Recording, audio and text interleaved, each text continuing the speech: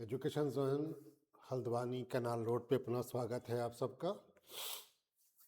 आज के इस क्लास में समझने का प्रयास करते हैं कि विभिन्न प्रतियोगी परीक्षाओं जैसे उत्तराखंड पीसीएस, समूह गा या प्रवक्ता भर्ती परीक्षा भी उत्तराखंड कमीशन ने डिक्लेयर कर रखा है। उसके लिए इतिहास का अध्ययन किस प्रकार से किया जाए ताकि अधिक से अधिक प्रश्नों का सही उत्तर का चयन किया जा सके। इतिहास एक ऐसा विषय है जिसका पाठ्यक्रम बहुत बड़ा है और कई खंडों में और कई तरह से बांटकर उसका अध्ययन किया जाता है। इस क्लास के माध्यम से आपको ये सुविधा होगी कि इतिहास के अध्ययन की जो अपनी आपकी स्टडी हो वो किस प्रकार से आप उसको पूरी कर सकते हैं और इतिहास को संपूर्ण तरीके से अपनी परीक्षा के लिए तैयार कर सकते हैं। हम सब जानते हैं कि इतिहास के वर्गीकरण में जो मैं पहले कई लेक्चर्स में बता चुका हूँ कि किस प्रकार से उसका वर्गीकरण किया गया है। इतिहास के स्रोतों के आधार पर उसका प्राकृतिक साक्ष्य और साहित्यिक साक्ष्य दोनों के आधार पर इतिहास का लेखन हुआ है, जबकि कालक्रमों के आधार पर ऐतिहासिक साक्ष्यों के आधार पर इतिहास का वर्गीकरण किया गया है। समानता ही हम जानते हैं कि प्राचीन काल का इतिहास, मध्यकाल का इतिहास और आधुनिक काल का इतिहास, बट ये एक बहुत वृहद सिलेबस है, बहुत बड़ा पाठ्यक्रम है और बहुत ढेर सारे एस्पेक्ट्स हैं इतिहास को समझने के लिए। परीक्षा जिस प्रकार की है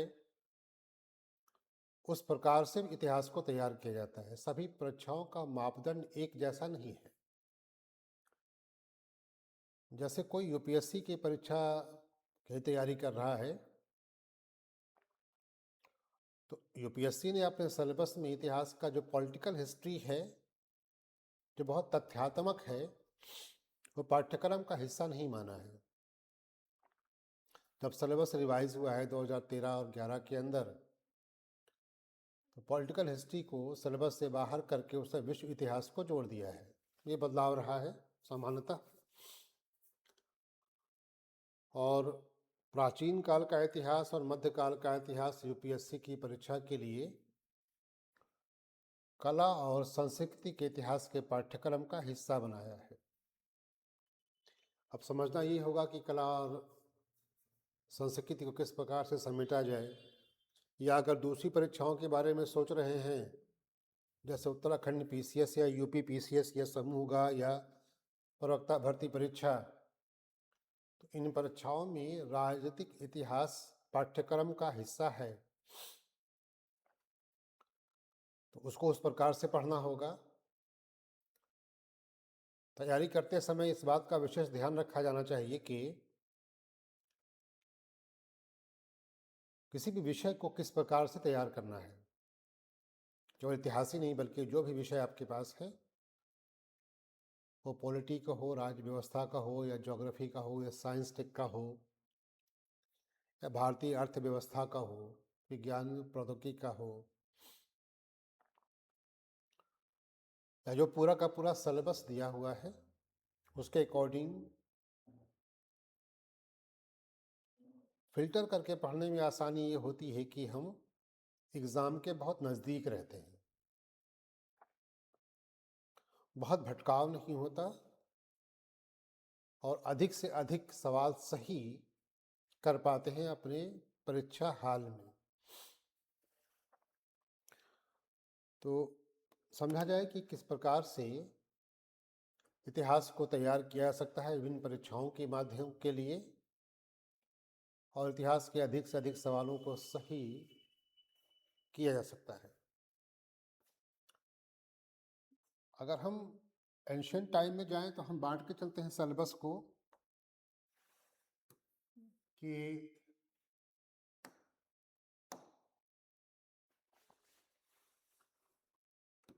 अगर हम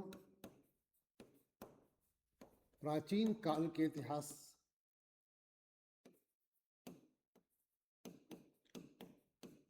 को देकर चले तो एक अध्ययनवार, विषयवार या अध्यायवार इसको समझना होगा कि किस प्रकार से हमको तैयार करना है।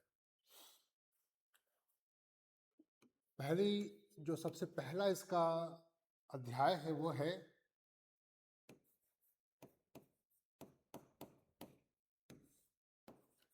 पाषाण काल या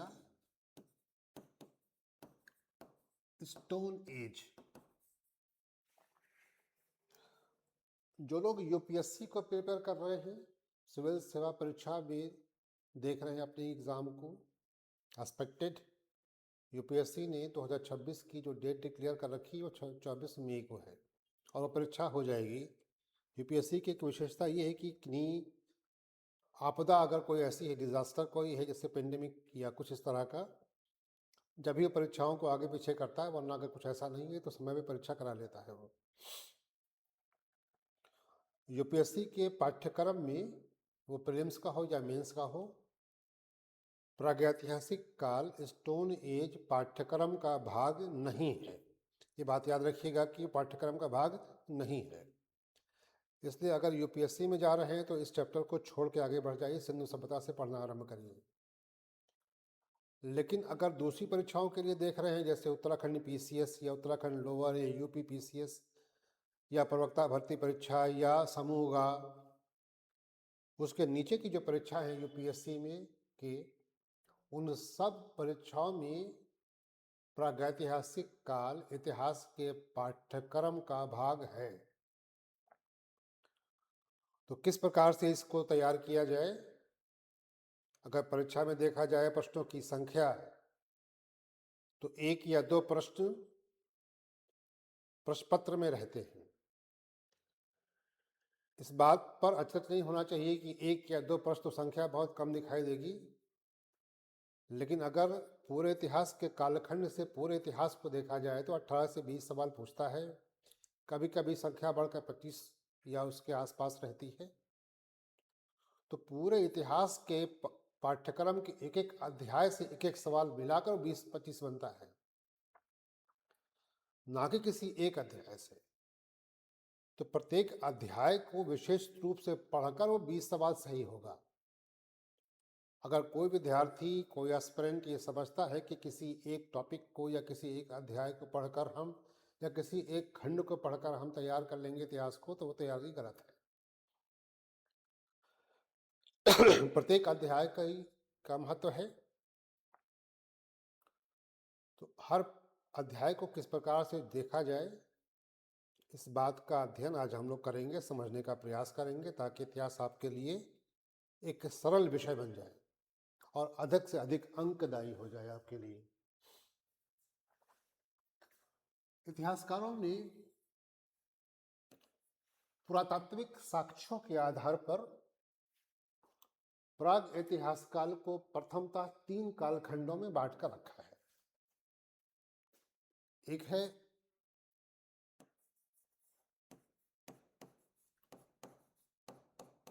पुरापाषाण काल,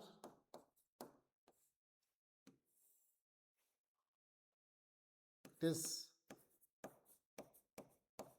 पैलियोलिथिक एज। दूसरा है मध्यपाषाण काल, मीजोलिथिक एज। और तीसरा है, सब जानते हैं बंटवारा, नवपाषाण काल, न्यूलिथिक एज का।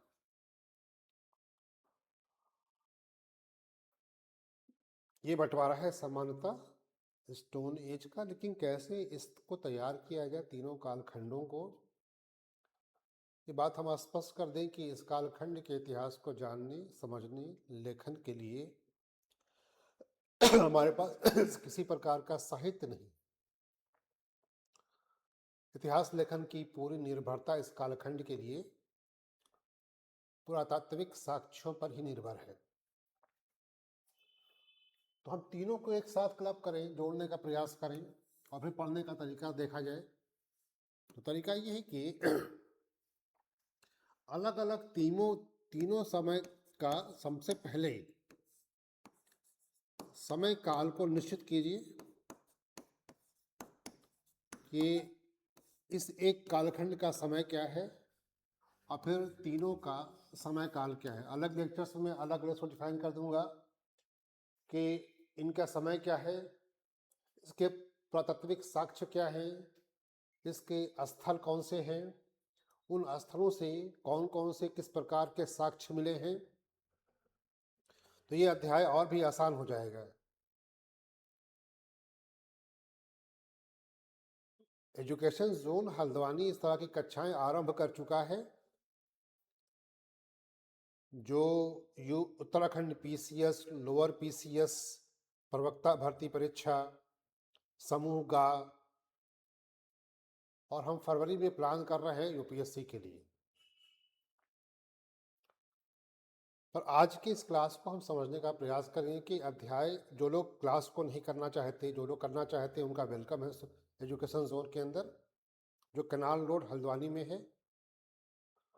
लेकिन बहुत से ऐसे विद्यार्थी होते हैं जो लोग कहीं दूरस्थ हैं या किसी कारणों से क्लास में अपीयर नहीं हो सकते।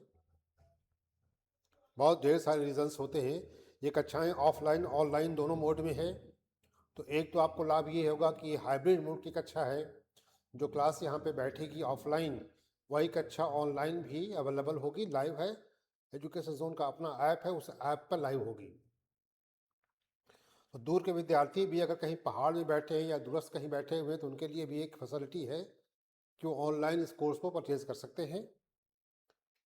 या जो लोग ऑफलाइन पढ़ना चाहते हैं उनके लिए स्वागत है एकेडमी के अंदर।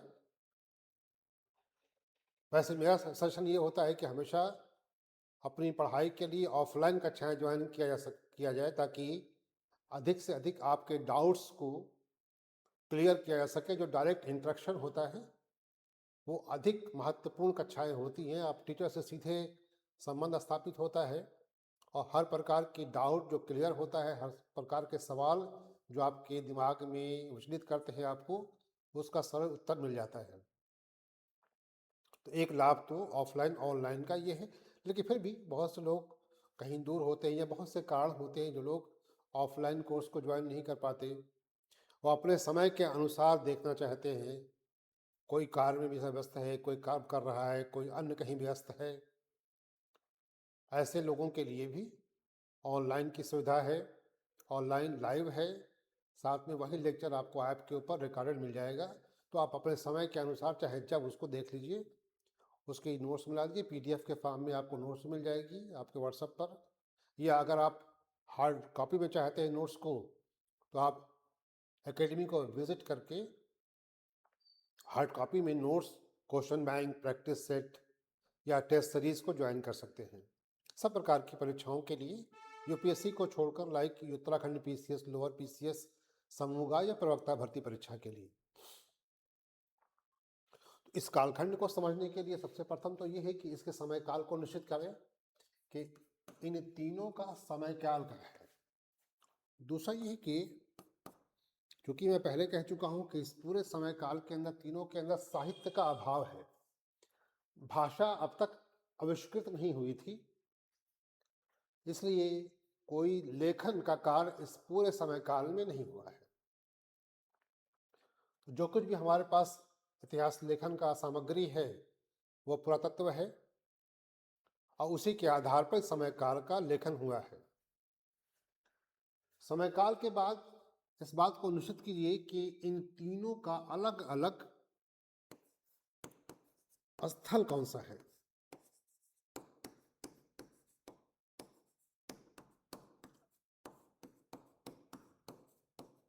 कहां कहां से इसके साक्ष्य उपलब्ध हुए हैं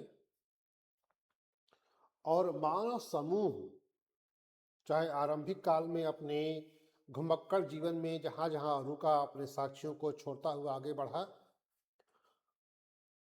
उन स्थलों को ज्ञात कीजिए, उन स्थलों को पढ़िए कि ये स्थल है। बेहतर है कि आप अपने नोट में एक मैप बनाइए और मैप को डिज़ाइन करिए ताकि आपको समराइज़ करने में, उसका दोहराने में या उसका अध्ययन करने में सरलता हो, आसानी से चीज़ों को समझा जा सके। फिर ये पढ़िए कि इन स्थलों से मानव के होने का साक्ष्य क्या है।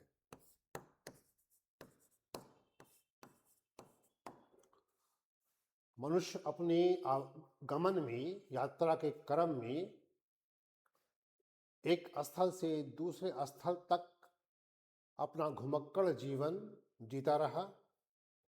निश्चित है कि अपने यात्रा गमन में अपने अवशेषों को छोड़ता हुआ गया होगा। जो कुछ भी उसने अपने उस स्थल पर जहाँ वो रुका और फिर आगे बढ़ा, वहाँ कुछ उपयोग किया होगा, कुछ खाया होगा, कुछ छोड़ा होगा। तो जो छोड़ा वो हमारे पास इतिहास लेखन का पुरातात्विक साक्ष्य हो जाता है। या बहुत से ऐसे लोग होंगे जो उस यात्रा गमन में उनकी मृत्यु हो गई होगी, तो मानव के फॉसिल्स, जीवाश्म मिले होंगे, उनके शरीर के कंकाल मिले होंगे, या जो उसने खाया होगा, कुछ फ्रूट खाए होंगे, कुछ ग्रेन्स खाए होंगे, या कुछ हंट, शिकार किया होगा उसने, शिकारियों को शिकार किए गए मांस खाया होगा, उसकी हड्डियां छोड़ी होगी या उसके अवशेष छोड़े होंगे। वो अवशेष ही, वो सारे अवशेष, या कुछ हथियार शिकार करने के लिए छोड़ा होगा। इन सब सामग्रियों को ढूंढिए, अच्छी किताबों के अध्ययन का स्रोत ढूंढिए और किस प्रकार से ये अपने अध्ययन के साथ अपने साक्ष्य का आधार लेकर इतिहास का लेखन बन जाता है, ये आपका परीक्षा का एक स्रोत हो जाता है। तो तीसरा मापदंड है कि साक्ष्य क्या है, वो ढूंढिए। और चौथा ढूंढिए कि इन साक्ष्यों में किस प्रकार के साक्ष्य हैं।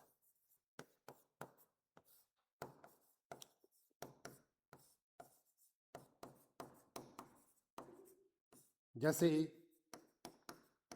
अपने शिकार में अधिकतर उसने किन पशुओं का शिकार किया, उन पशुओं को नाम अपनी नोटबुक का हिस्सा बनाइए। उसने हिरण का शिकार किया, या बकरी बकरा का शिकार किया, या सूअर का शिकार किया, या मछलियों का शिकार किया, और फिर उसके अवशेष छोड़ता हुआ आगे बढ़ा। यह भी अपने अध्ययन का क्षेत्र बनाइए कि इस शिकार में उसने पाषाण के किन हथियारों का उपयोग किया।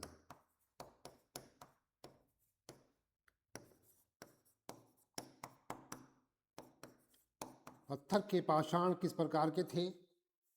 क्या मानव पाषाण के पत्थर का और हथियारों का निर्माण करता था, या वो प्राकृतिक रूप से अपनी बुद्धि के आधार पर शिकार के लिए ऐसे स्थलों से जहां शिकार के लायक हथियार या औजार मिल सकते थे, वहां से उसका केवल चयन कर रहा था। तो आरंभिक वो चयन करता था, वो हथियारों का निर्माता नहीं था। पहाड़ के ऊपर से गिरते हुए पानी के झरने, जो नीचे पड़े हुए पत्थर थे, उसके एक तरफ नुकीले कोर बना दिया करते थे। उन कोरों के आधार पर ही उसने विभिन्न प्रकार के हथियारों का चयन किया है, जिसको चापर चेपिंग कल्चर कहा गया है। इस सब की डिटेल अगले क्लास में होगी। तो किस प्रकार के हथियारों का चयन किया, अलग अलग समय में क्या एक प्रकार के ही हथियार थे, या जैसे जैसे मानव का विकास होता गया वो पूर्व से उन्नत हथियारों का चयन करता गया और फिर वो हथियार का निर्माता बन गया। अनघड़े पत्थरों का चयन किया, फिर उसने दो पत्थरों को आपस में लड़ाकर टकराकर खुद नुकीले और छोटे हथियार बनाना आरंभ कर दिया तो वो प्राकृतिक हथियारों से के चयनकर्ता से बनकर वो निकलकर वो हथियारों का निर्माता बन गया। ये जो बदलाव हुआ है इसको भी समझने का प्रयास करिए अपने अध्ययन के क्षेत्र में। और फिर देखिए कि इन हथियारों का इतिहासकारों ने किस प्रकार से नामकरण किया है और जो हथियार नामकरण हुए उसका किस प्रकार से उपयोग हुआ है। शिकार करने के लिए, शिकारी किए गए जानवर के खाल उतारने के लिए, उसका मांस काटने के लिए या उसके टुकड़े करने के लिए, तो किन किन हथियारों से किस प्रकार के किस नाम के हथियार से उसने उस शिकार किए गए जानवर के खाल उतारे और फिर उसको काटा और अपने लिए खाने के लिए उसको उपयोग कर लिया। एक जो उसका जीवन था, दैनिक जीवन था, उस जीवन में किस प्रकार से वो अपने आप को जीवन यापन करने के लिए सर्वाइव कर रहा था, उस संस्कृति को, उस कल्चर को जानने का प्रयास करिए ताकि ये आपका अध्ययन कंप्लीट हो। और ऐसे ही जैसे आप इस काल से निकल कर इस कालखंड में आएंगे तो देखिए कि किस प्रकार से हथियारों का बदलाव होता है। क्या पूर्व वाले हथियार ही कंटिन्यूएशन में आगे बढ़ते हैं या मध्य पाषाण काल तक आते आते पहले के हथियारों को छोड़कर वो नए हथियार का चयन कर लेता है या वो हथियारों का निर्माणकर्ता बन जाता है। तो वास्तविकता ये है कि मध्यकाल तक आते जाते वो छोटे नुकीले पाषाण उपकरणों या हथियारों का निर्माणकर्ता बन जाता है। तो पूरा मेसोलिथिक एज या मध्यकाल का इतिहास एक बदलाव का इतिहास है जो अपने प्राचीन काल से, पूर्व के काल से बहुत कुछ बदलाव लेकर आता है अपने चरण में। हम सब जानते हैं कि नवपाषाण काल आते आते एक अस्थाई बस्ती का निवास हो गया, छोटा गांव बस गया। इसी काल में कृषि आरंभ हुई। इसी काल में मानव ने अग्नि का उपयोग करना सीखा। ये ढेर सारे बदलाव हुए। आग के आने, कृषि के आगमन से मनुष्य की खाद्य की समस्याएं लगभग दूर हो गई। उसकी समस्या अब ये नहीं रहेगी कि समय का खाना है तो अगले समय का खाना कहाँ से मिलेगा। वो खाद्यान्न का संरक्षण करने लगा। अगला या अगले दिन के लिए उसके पास खाद्यान्न था, इसलिए वो अस्थायी रूप से बस गया, क्योंकि खाने के खोज में ही वो निरंतर घूम रहा था। वो घुमक्कड़ी जीवन था, यायावरी जीवन था। पर न्यूलिथिक एज तक आते आते वो एक स्थायी परमानेंट रेसिडेंशियल हो गया और उसका जीवन पूर्व की अपेक्षा में बहुत सरल हो गया। पर दो चीजें हैं ना कि इस काल में शिकार तो होता रहा, साथ साथ मनुष्य पूर्व की अपेक्षा में पशुपालक भी हो गया और साथ में उसे कृषि का भी ज्ञान हो गया। पूर्व की अपेक्षा में बड़ा सरल जीवन है उसका। तो अब तो ये जो बदलाव हुआ है ना अपने पूर्व के काल से अगले चरण के काल में, इन बदलावों को बड़ी बारीकी से समझने का प्रयास करिए कि किस प्रकार से उसने अपने दैनिक जीवन में अपनी खाद्यान्न आपूर्ति की समस्याओं का निराकरण कैसे किया है। फिर ये देखिए इस अध्ययन के पश्चात जो आपका इसी खंड को, इसी अध्याय को पढ़ने के लिए दूसरा जो पाठ देखिए कि इस कालखंड में पूरे के पूरे अलग अलग, इस कालखंड में, इसमें और इसमें मनुष्य का, उस समय के मनुष्यों का सामाजिक जीवन कैसा था। सामाजिक जीवन में उनका परिवार कैसा था, पारिवारिक जीवन, क्या किसी प्रकार का संबंध व्याख्यित था या अव्याख्यित संबंधों में रह रहा था। और आगे बढ़ते बढ़ते जैसे उसके बुद्धि का विकास हुआ, उसको ज्ञानार्जन हुआ, उस प्रकार से वो अपने संबंधों की व्याख्याएं करने लगा और धीरे धीरे वह पवित्र संबंधों की ओर बढ़ता चला गया। लेकिन इतिहास इस बात का साक्षी है कि आरंभिक मनुष्य पवित्र संबंधों का ज्ञाता नहीं था। हर कोई जो शक्तिशाली था अपने से बलहीन पर कब्जा करता था। उसकी संपत्ति, उसकी पत्नी, उसके परिवार की महिलाएं उसकी अपनी हो जाया करती थी। आपस के संबंध बहुत व्याख्यात नहीं थे, लेकिन जैसे जैसे उसको ज्ञान होता गया वो धीरे धीरे अपने ज्ञान के आधार पर रक्त संबंध के पवित्र संबंधों की व्याख्या करता गया और वो एक पवित्र संबंधों में आगे बढ़ता गया। समझिए कि उसका सामाजिक जीवन क्या था, उसका परिवार का जो संरचना थी वो क्या थी। क्या किसी प्रकार का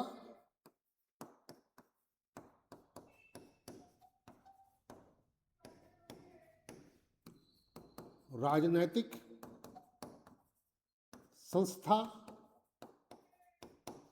थी या नहीं थी, इसको अपने जानकारी का हिस्सा बनाइए। उनके जीवन में आर्थिक स्रोत क्या था। बहुत ऑब्वियस है कि किसी प्रकार की करेंसी, मुद्रा का अभाव था। कोई एक व्याख्यात आर्थिक व्यवस्था, राजनीतिक व्यवस्था, सामाजिक व्यवस्था नहीं थी। सब कुछ प्राकृतिक था, जो जहाँ जैसे जी रहा था वैसे जी रहा था और आगे बढ़ रहा था। कोई राजा, कोई राजमहल, कोई कानून की व्यवस्था, कोई नौकरशाही, कोई प्रशासनिक व्यवस्था, कोई अधिकारी तंत्र जैसी कोई व्यवस्था थी नहीं।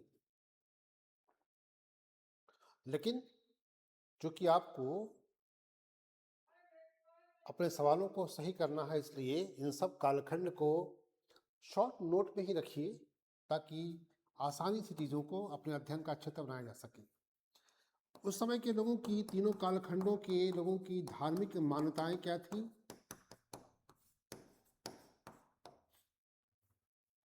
क्या वो किसी प्रकार के देवी देवताओं की उपासना कर रहा था? क्या किसी प्रकार के एकेश्वरवाद, बहुदेववाद का मानने वाला था? क्या प्राकृतिक शक्तियों का पूजक था? क्या वो डर के कारण ही किसी एक अनजानी शक्ति का वो पूजक था? क्या कोई स्वर्ग नरक जैसी संकल्पना का से वो अवगत था? ये सब अगर आप समझने का प्रयास करते हैं तो आपको इतिहास बड़े आराम से समझ में आएगा। अगर आप केवल फैक्चुअल रहते हैं तो आपको इतिहास को समझने में थोड़ा सा असहजता आएगी और वो बहुत जल्दी भूलता भी है। अगर आप क्रमबद्ध तरीके से पढ़ेंगे तो भूलने का जो कारण है वो कम से कम रहेगा। तो सामाजिक, राजनीतिक, धार्मिक और किस प्रकार से उसने आरंभिक मनुष्यों ने किस प्रकार की कला को आरंभ किया। जैसे देखा गया है कि गुफाओं में उस टाइम के मनुष्यों ने चित्रकारी की है जो बड़ी महत्वपूर्ण है। भीमबेटका हो गया, या अगर हम उत्तराखंड के बारे में बात करें तो बद्रीनाथ में व्यास गुफा बड़ी महत्वपूर्ण है।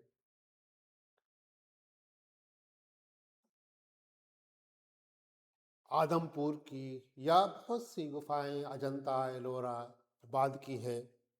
लेकिन उस समय के मनुष्यों ने, स्टोन एज के मनुष्यों ने, पाषाण काल के मनुष्यों ने किस प्रकार की पहाड़ों की गुफाओं में चित्रकारियों से अपनी कला का प्रदर्शन किया है और उसके स्थल कौन से हैं और किस प्रकार की चित्रकारी हुई है, किन जानवरों के चित्र बनाया उसने, कौन सी आकृतियां बनाई है उसने। इन सब को समेटिए ताकि परीक्षा में आपको अधिक से अधिक सवालों के सही प्रश्न मिल सके। इस कालखंड को समझने के लिए इससे अधिक पढ़ने की आवश्यकता नहीं है। लेकिन अगर क्रमबद्ध तरीके से इसी तरह से पढ़ते हैं तब इतिहास की मान्यता ये है, जो उसका क्लास डिवीजन है, क्लास डिवीजन ये है कि पुरापाषाण काल को इतिहासकारों ने साक्ष्यों के आधार पर पुनः 3 कालखंडों में ही बांटा है। तो इन 3 कालखंडों को भी बारी बारी देखना होगा। इसी एक कालखंड को इतिहासकारों ने पुरातात्विक साक्ष्यों और हथियारों के आधार पर पुनः 3 कालखंडों में बांटा है।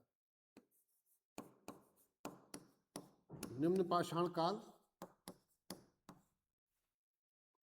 निम्न पुरापाषाण काल,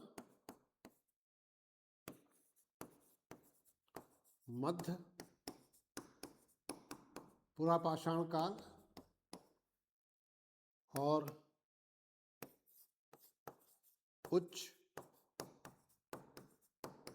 पुरापाषाण काल। तो आप समझ सकते हैं कि इस कालखंड को समझने के लिए आपको एक खंड ये पढ़ना है, एक खंड ये पढ़ना है, एक खंड ये पढ़ना है, और इसी के साथ साथ आपको पढ़ना है इसी का पार्ट ए, बी और सी। तो अगर आप 6 तरीके से इस समय काल को, पूरा पाषाण को पढ़ते हैं और पूरा तैयार करते हैं, तो आप मान के चलिए आपको जो भी सवाल की संख्या आपकी परीक्षा के अंदर है वो आपको सही होने की संभावना अधिकतम बढ़ जाती है। बट अगर आपके पढ़ने लिखने का तरीका यही है, तब अगर आप जंप करके पढ़ रहे हैं, शॉर्टकट कुछ ढूंढ रहे हैं कि सब ये पढ़ लें, ये इसको छोड़ दें, वो जंप करके पढ़ लें या रट लें, तो इतना बड़ा इतिहास रटेगा तो नहीं, बात तो गारंटी है। और अन्य विषय दूसरे भी हैं तो कितना रटेंगे आप, संभावना बहुत छोटी हो जाती है इसमें। और ऐसे बच्चे ही अधिकांश एग्ज़ाम में उत्तीर्ण नहीं होते। जिनका पढ़ाई लिखाई का तरीका सही है, उनका परीक्षा पर भी उनके लिए सकारात्मक रहता है, और जो परीक्षा में कूद फान उछल कूद करते रहते हैं उनका परीक्षा परिणाम भी निगेटिव ही रहता है। बहुत से छात्र असफल होते हैं। ये बात याद रखिएगा कि परीक्षाओं में असफल होने वालों की संख्या सर्वाधिक है, सफल होने वालों की संख्या केवल 1 से 1.5% का ही है। तो जो लोग सही तरीके से पढ़ते हैं उनका चयन हो जाता है, जो लोग जंप करके पढ़ते हैं, कूद फान करके पढ़ते हैं, उनका चयन कई सालों तक नहीं होता। होता ये है कि आयु बढ़ जाती है, धीरे धीरे जिम्मेदारियां बढ़ने लगती हैं, टेंशन होती है, परीक्षा का परिणाम लगातार निगेटिव रहता है, खुद की फ्रस्ट्रेशन क्रिएट होती है, घर की जवाबदेहिता अधिक हो जाती है, तो व्यक्ति घबरा के कुछ और काम कर लेता है और जीवन जिस मार्ग पर चलना था वो डाइवर्ट होकर कहीं और चल जाता है और बड़ी निराशा होती है। इससे बचने के लिए मेरी सलाह ये है कि अपना 6 महीना लगा दीजिए अपने जीवन का, और एक अच्छी सी नौकरी करके जीवन में जो करना हो उसके बाद करिए। एक बार कुछ प्राप्त कर लिया आपने तो उसके बाद सब कुछ रास्ते आपको खुल जाते हैं। फिर अपने जीवन की हाइट क्रिएट करने के लिए आप स्वतंत्र हैं। भारत के अंदर एक अच्छाई ये है कि भारत अपने आप को, किसी व्यक्ति को विकसित करने में, आगे बढ़ने में कहीं रोकता नहीं है। किसी एक नौकरी को पा जाना उसकी नौकरी की अंतिम नौकरी नहीं होती, बल्कि भारत व्यवस्था ये कहती है कि उसको छोड़कर उससे ऊंचे की तरफ देखिए, और ताकि अपने आप को उन्नति की प्रगति पर आगे बढ़ाते रहिए। पर अगला 6 महीना अपने लिए, मेरे लिए, किसी और के नहीं, अपने माता पिता के लिए नहीं, खुद के लिए डिवोट कर दीजिए। आपकी सफलता आपकी होगी, उसका श्रेय आपको होगा। हम सब केवल आपके समर्थन में कह सकते हैं, हम लोग केवल मार्गदर्शक हो सकते हैं आपके लिए। सो इस अध्याय को पढ़ने से आपको आपकी परीक्षा में निश्चित रूप से 1-2 सवाल निश्चित रूप से होंगे, और अगर आपके पढ़ाई का क्रम यही रहा तो निश्चित रूप से वो सवाल आपके सही हो जाएंगे। इस अध्याय के बाद इतिहास का कालखंड है ताम्रपाषाण काल का। सिंपल सी बात है कि तांबा और पाषाण पत्थर एक साथ मनुष्यों ने उपयोग करना शुरू कर दिया। ये बात भी अवगत है आप सबकी, मनुष्य ने धातु जो सबसे पहले उपयोग किया वो तांबा थी। उसके बाद कांसा, फिर लोहे का उपयोग किया है। तो स्पष्ट है कि उसी आधार पर, चूंकि छोटा सा पाठ है, बहुत छोटा सा विषय है, ये बहुत छोटा सा अध्याय है ताम्रपाषाण काल का, तो तिथि, उसका स्थल, उसकी सामग्री, उसका साक्ष्य, इतना पढ़ लीजिए ताम्रपाषाण काल से, तो ये अध्याय आपका पाषाण काल और ताम्रपाषाण काल का कालखंड समाप्त हो जाएगा। और निश्चित रूप से आपको इस कालखंड से जो प्रश्नों की संख्या होगी, वो संख्या आपको उत्तर चयन करने में आपको बहुत सरलतम रूप से चयनित हो जाएगी। इसके ठीक बाद का जो इतिहास का चैप्टर है वह है सिंधु घाटी सभ्यता का। जो ठीक बाद का चैप्टर है इसका वो है सिंधु घाटी सभ्यता या इंडस सिविलाइजेशन। कैसे पढ़ें इसको, एक के बाद एक स्टडी बनाइए, कैसे पढ़ना है इसको। सबसे पहले देखिए कि सिंधु घाटी सभ्यता का नाम क्यों पड़ा। इसी सभ्यता को हड़प्पा की सभ्यता भी कहा जाता है। तो हड़प्पा क्यों कहा गया और सिंधु घाटी क्यों कहा गया, इसका उत्तर ढूंढिए, अपनी नोट्स में लिखिए उसको, ताकि आपका पढ़ाई का क्रम बहुत बेहतर हो सके। नामकरण के बाद देखिए कि इस नगरीय सभ्यता का समय काल क्या है। समय काल के बाद देखिए कि ये किस प्रकार की सभ्यता है। प्रकार ढूंढिए, प्रकार में ढूंढिए कि क्या ये ग्रामीण सभ्यता है या एक नगरीय सभ्यता है। तो सब जानते हैं कि नगरीय है। अब नगरीय अगर है तो ढूंढिए कि इसका नगर का नियोजन कैसा है या नगर की संरचना कैसी है, किस प्रकार से उसका आकार क्या था, आयताकार था, और उस आयताकार का कारण क्या था, किस प्रकार से सड़क, नाली, घरों का आकार प्रकार, निवास स्थल, राजा दुर्ग का एरिया, श्रेणियों, शिल्पकारों का एरिया, और सामान्य व्यक्ति, मजदूरों और किसानों का एरिया किस प्रकार से बटा हुआ था और किस प्रकार से उसको एक स्ट्रक्चर्ड फॉर्म में अपनी नोट्स का हिस्सा बना लीजिए, बल्कि हो कि मैप बना लीजिए। इस ठीक के बाद देखिए कि इस नगर की संरचना में महत्वपूर्ण नगर कौन से हैं। 800 से अधिक नगर हैं, सब तो पढ़ना असंभव है, सबको याद रखना भी असंभव है, लेकिन एटलीस्ट उन नगरों को जरूर याद रखिए। कम से कम 40 से 50 नगर हैं जहाँ के साक्ष्य बड़े महत्वपूर्ण हैं। हड़प्पा, मोहनजोदड़ो, बनावली, रंगपुर, लोथल, सुतकोतड़ा, सुतगागोंडोर, कालीबंगा, ये ऐसे महत्वपूर्ण नगर हैं जहाँ से सिंधु सभ्यता के बड़े महत्वपूर्ण साक्ष्य प्राप्त होते हैं। और अगर आप परीक्षा में प्रश्नों में देखेंगे, खास करके ऑब्जेक्टिव्स में, तो इन्हीं 15-20 नगरों के आसपास परीक्षाओं का हल हो जाता है। वहाँ के साक्ष्यों का 20 नगर अगर आपको अच्छे से याद है और वहाँ पे पाई गई सामग्री, साक्ष्य अगर याद है, तो इसके बाहर तो नहीं देखा गया, कुछ अगर छूटता है तो कोई बड़ा इशू नहीं होता, लेकिन इसी 15-20 में तो सिमट जाता है। इन महत्वपूर्ण नगर कौन से हैं और इन नगरों से किस प्रकार के साक्ष्य प्राप्त हुए हैं।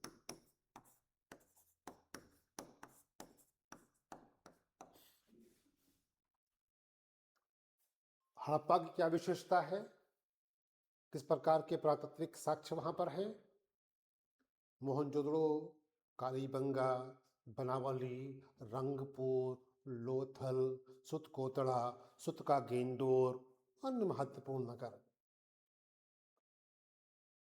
वो नगर कहाँ स्थित है, आज के आधुनिक भारत के किस राज्य में है, और उस स्थल की क्या विशेषता है, और उस नगर से क्या प्राप्त हुआ है, वो साक्ष्य जो इतिहास लेखन का एक आधार प्रस्तुत करता है। वो नगर की संरचना कैसी थी, इन सब को अपने पाठ्यक्रम का, पढ़ाई लिखाई का, अपने अध्ययन का क्षेत्र बनाइए। और इस क्रम में ही पूर्व की तरह ही देखिए कि सिंधु वासियों का सामाजिक, राजनैतिक, आर्थिक, धार्मिक,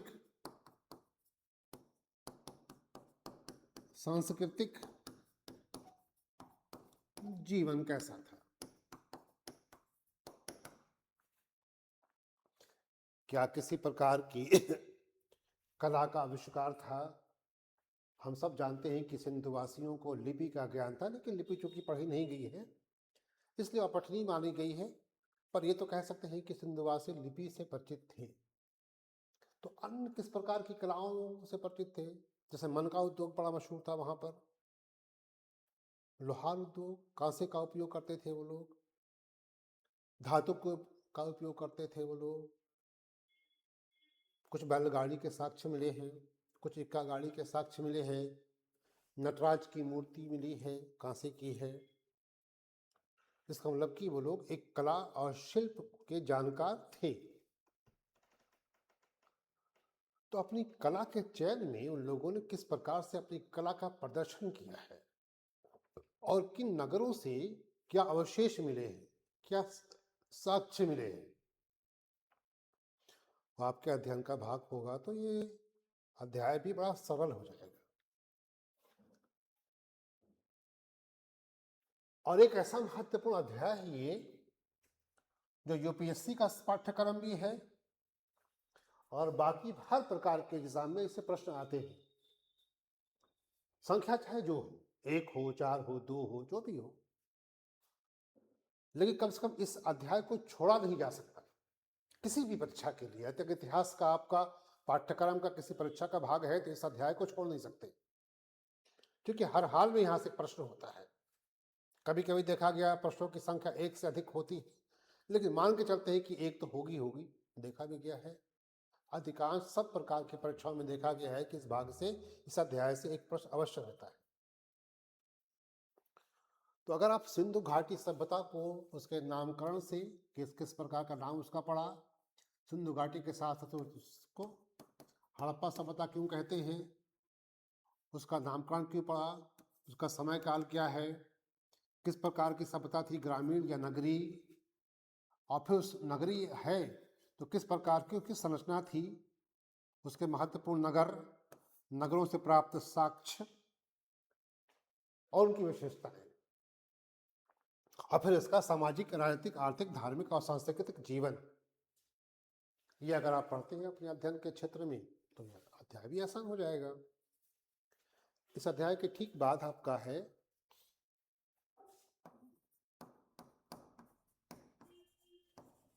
वैदिक काल या भारत में आर्यों का आगमन।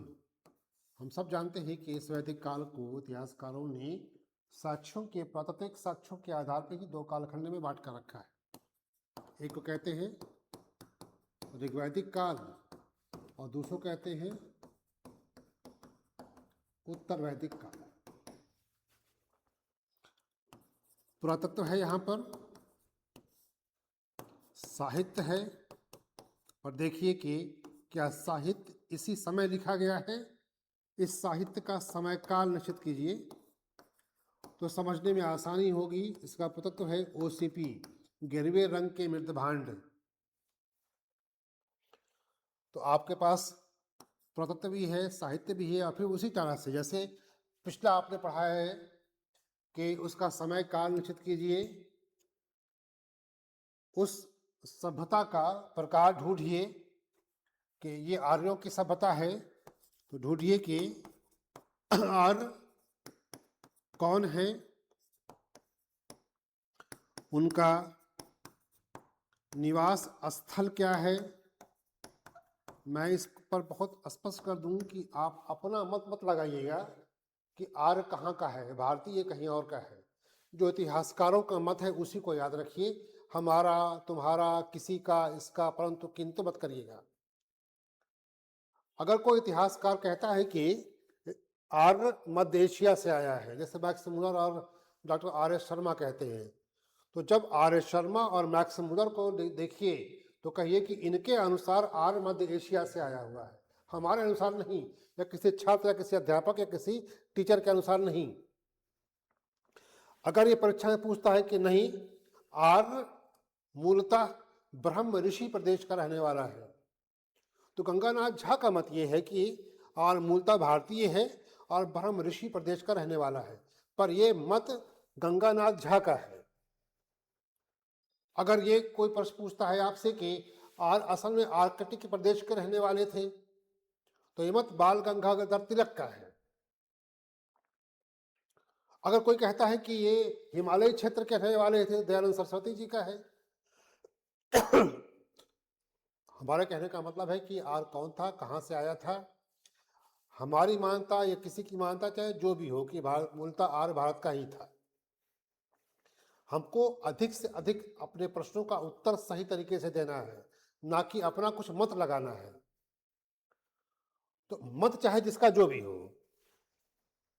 राजनीतिक मत, सामाजिक मत, किसी व्यक्ति विशेष का चाहे जो भी हो,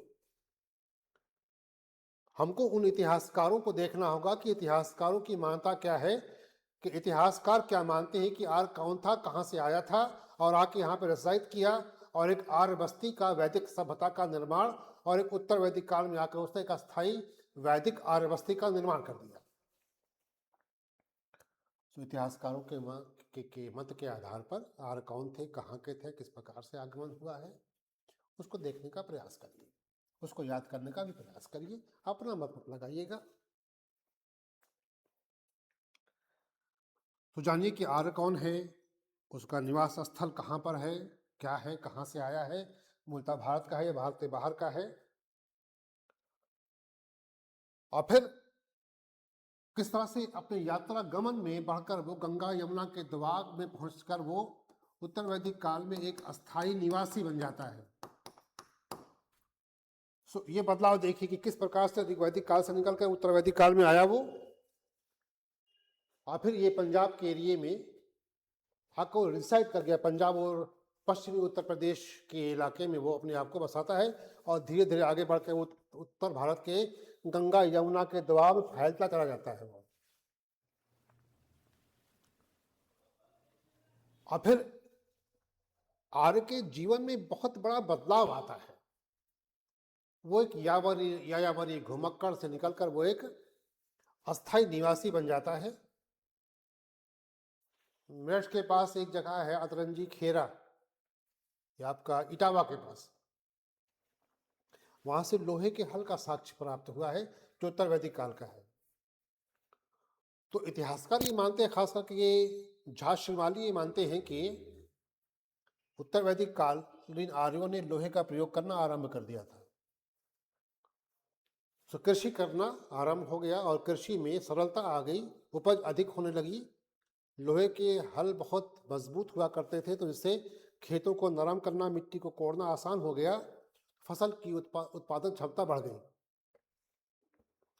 उन साक्ष्यों को ढूंढिए और फिर सब मिलाकर इसके आधार पर इसका भी समय निश्चित काल ढूंढिए क्या है, इसका भी पुरातात्विक और साहित्यिक साथ ढूंढिए कि क्या है दोनों का, इन दोनों का ऋग्वैदिक काल का भी उत्तर वैदिक काल का भी पुरातात्विक और साहित्यिक स्रोत ढूंढिए कि वो क्या है। तो चेंज होता है, ओसीपी उत्तर वैदिक काल में निकलकर बन जाता है PGW, पेंटेड ग्रे वेयर, गिरवे रंग के मित्र भांड और गिरवे रंग के चित्रित मित्र भांड। आप क्लास को ज्वाइन करिए, मैं मैप बना के एक एक चीज़ को डिस्क्राइब कर दूंगा कि क्या अंतर है दोनों के मित्र भांडों के अंदर। अगर इसका अंतर को देखें तो मान लीजिए कि उस ऋग्वैदिक आर्यों ने पानी पीने के लिए एक प्रकार के गिलास का उपयोग किया जो मिट्टी का था, और उत्तर वैदिक काल के आर्यों ने भी इस प्रकार के पानी पीने के लिए गिलास का उपयोग किया, पर दोनों का अंतर यह है कि उत्तर वैदिक कालीन आर्यों ने इस पर काले रंग की आड़ी तिरछी रेखाएं खींच दी तो ये पहचान है ऋग्वैदिक काल की और ये पहचान है उत्तर वैदिक काल के बर्तनों की। इस प्रकार से मैं आपको कक्षा के अंदर डिटेल में समझा के बता दूंगा ताकि अधिक से अधिक आपको समझने में आसानी हो। इस कालखंड को भी उसके स्रोतों के आधार पर सामाजिक, राजनीतिक, आर्थिक, धार्मिक और सांस्कृतिक इस एस्पेक्ट में समझने का प्रयास किया। किस प्रकार से पूर्व का समाज, राजनीति, अर्थ, संस्कृति, कला किस प्रकार से बदली है और पहले से क्या चेंजेस हुए हैं, क्या परिवर्तन आया है। एक कला का तो बोर्ड पे ही आपको देख पाएगा कि ये कला, चित्रकारी कला यहाँ नहीं थी, यहाँ पर है। ये बदलाव तो हुआ है और किस प्रकार के बदलाव और हुए हैं इसको भी अपने पढ़ाई लिखाई का, अपने अध्ययन का क्षेत्र बनाकर रखिए ताकि ये खंड समझने में और सरलता हो। धर्म का आगमन है, ऋग्वेद है, यजुर्वेद है, सामवेद है, अथर्ववेद है।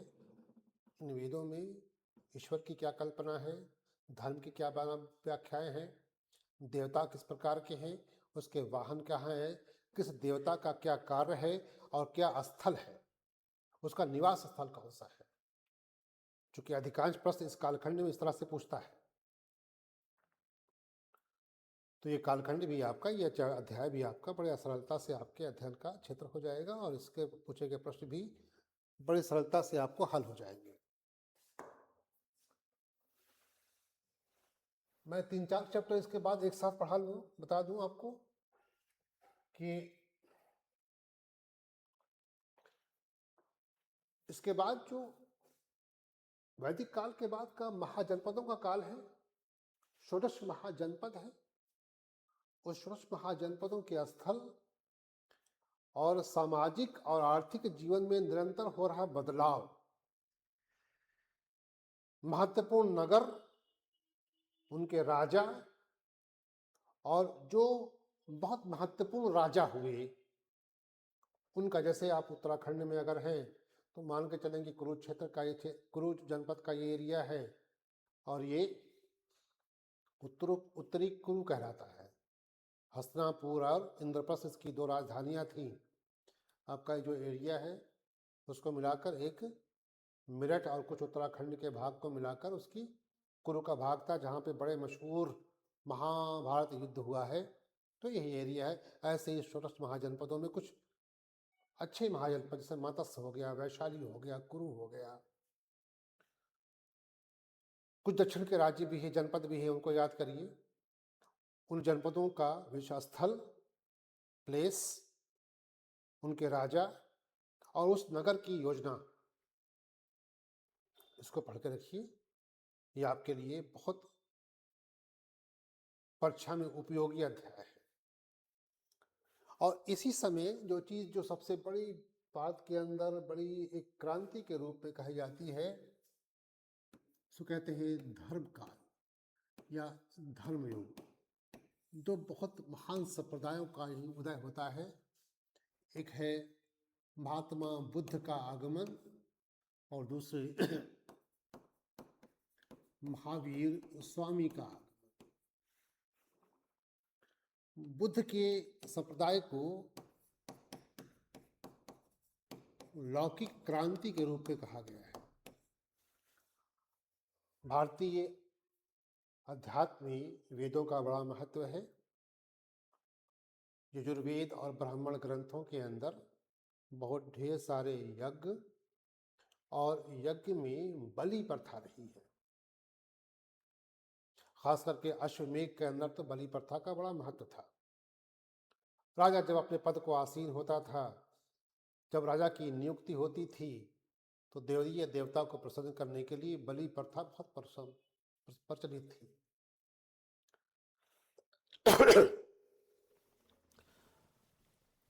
वैदिक याज्ञिक sacrifice के against Buddha's revoke has called the very popular revolution। वैदिक यज्ञों के खिलाफ जहाँ बलि प्रथा थी, जहाँ हिंसा थी, बुद्ध ने उसके खिलाफ एक क्रांति कर दी और एक लौकिक क्रांति के नाम से जाना गया जो एक सरल रूप था। अब बुद्ध को कैसे तैयार किया जाए, क्योंकि हम बात इसी पे कर रहे हैं, पढ़ाने की बात नहीं कर रहे हैं, बात आज इस पे केवल कर रहे हैं कि इस इतिहास को पढ़ा कैसे जाए, तैयारी का अध्ययन कैसे किया जाए। देखिए कि बुद्ध का समय, बुद्ध के उपदेश, बुद्ध के साथ रहने वाले लोग कौन कौन से थे, कहाँ कहाँ उपदेश दिया, बुद्ध के उपदेश स्थल,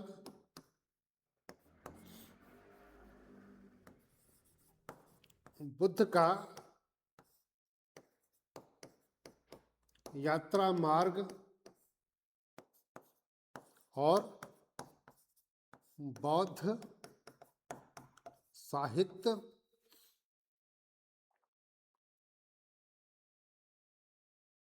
और फिर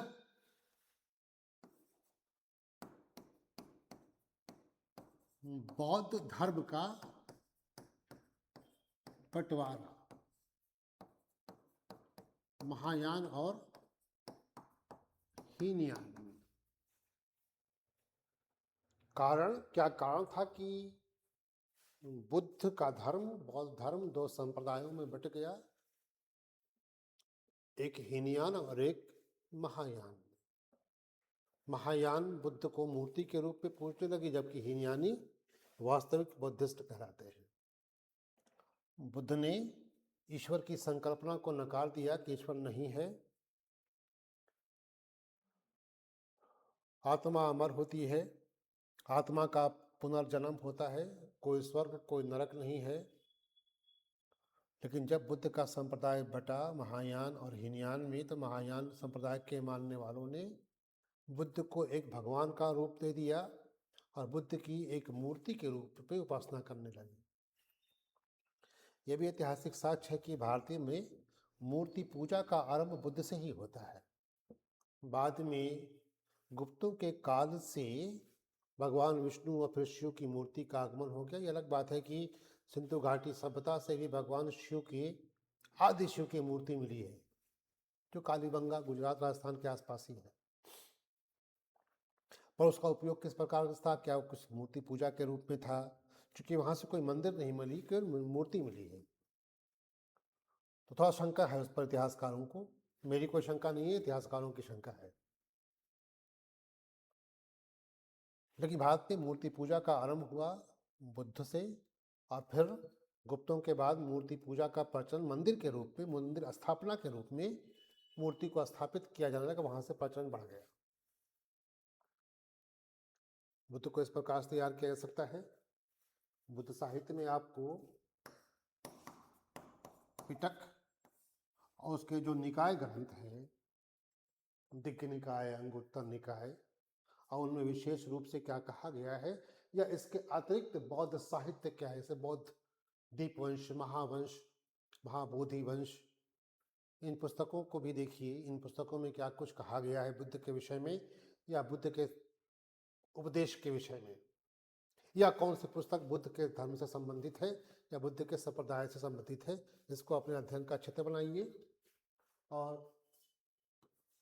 तीर्थंकर के रूप में महावीर स्वामी को याद रखिए, और इनसे पहले 23 तीर्थंकरों में जो सबसे महत्वपूर्ण हुए, पहले, दूसरे, तीसरे, चौथे और फिर 23वें और 24वें, उनको जरूर पढ़िए, ताकि आपको तीर्थंकरों का जो कॉन्सेप्ट है, अवधारणा है, वो बहुत क्लियर हो। और फिर महावीर स्वामी के उपदेश, खास करके अहिंसा का मार्ग। महावीर स्वामी में अगर कुछ विशेष है जो बुद्ध से स्वामी को अलग करता है, वह है अहिंसा और सादा चरित्र। पर दोनों में अलग अलग है, दोनों का समय का लगभग एक जैसा है।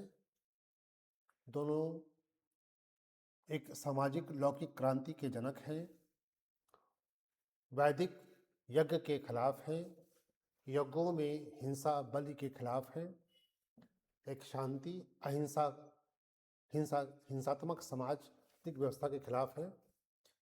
अहिंसा के साथ वो समाज में अपने संप्रदाय की स्थापना करते हैं। यही कारण है कि बहुत से लोग, खासकर के जो दबे पिछड़े लोग थे, दलित वर्ग था, पिछड़ा वर्ग था, जो धन विहीन लोग था, जो शूद्र वर्ग था, बहुत तेजी से इस तरफ आकर्षित हुआ और बुद्ध केवल भारत नहीं, भारत के बाहर बहुत तेजी से प्रगति के पथ पर बढ़े। और आज भी एशिया के बहुत से भागों में बुद्ध बहुत आदरपूर्वक स्वीकार रहे।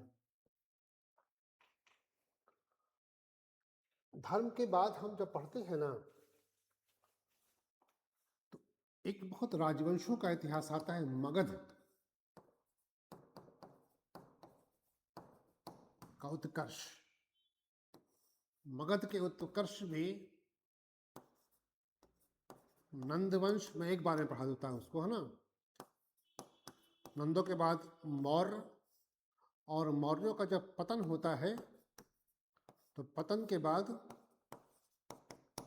शुंग, शक, सातवाहन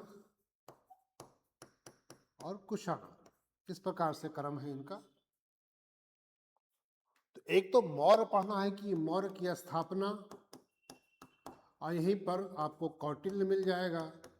तो चंद्रगुप्त मौर्य, बिंदुसार, अशोक और फिर बिंबिसार, या उसके बाद के जो राजे हुए उनकी क्या कार्यगतियाँ रही, खासकर अशोक के इंस्क्रिप्शंस, वृहद शिलालेख और लघु शिलालेख बड़े महत्वपूर्ण हैं। उसका कलिंगी में बहुत महत्वपूर्ण है। उसके धम्म नीतियाँ क्या रही हैं, किस प्रकार उसने वैष्णव धर्म को छोड़कर वो बुद्ध की तरफ आकर्षित हुआ, और कलिंग के बाद उसने बुद्ध को स्वीकार कर लिया। फिर उसने धम्म की नीतियाँ का पालन करने लगा और अपने आदेशों में उसने वृहद शिलालेखों और लघु शिलालेखों पर अपने अधिकारियों और सामान्य जनता को आदेश देना आरंभ कर दिया। इसका शिलालेख बड़े महत्वपूर्ण है, इसका शासनकाल बड़ा महत्वपूर्ण है, इसका कलिंग युद्ध बहुत महत्वपूर्ण है।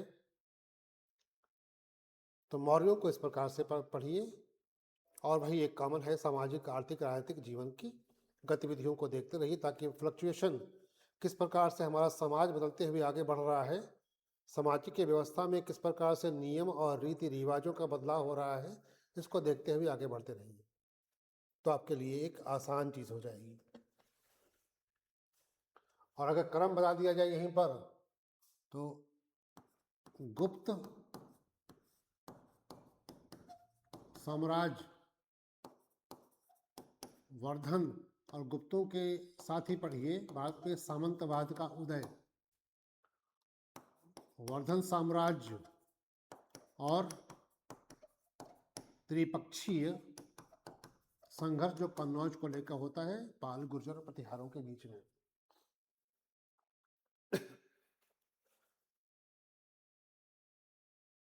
अगर आप इस तरीके से प्राचीन काल के इतिहास को समेटने का प्रयास करते हैं, तो आपके पास एक ठीक ठाक अध्ययन का क्षेत्र होगा, और ठीक ठाक परीक्षा में आप इस विषय को अधिक तरीके से समेट पाएंगे और अधिक से अधिक सही सवाल कर पाएंगे। तो हर एक कालखंड को, हर एक अध्याय को उसकी आवश्यकता, उसकी अनिवार्यता के हिसाब से अपने अध्ययन का क्षेत्र बनाइए, ताकि अधिक से अधिक आपके लिए अंकदायी हो सके। मध्यकाल दो भागों में बांटा हुआ है, सल्तनत काल में और बादशाहत के काल में, मुगलों के काल में।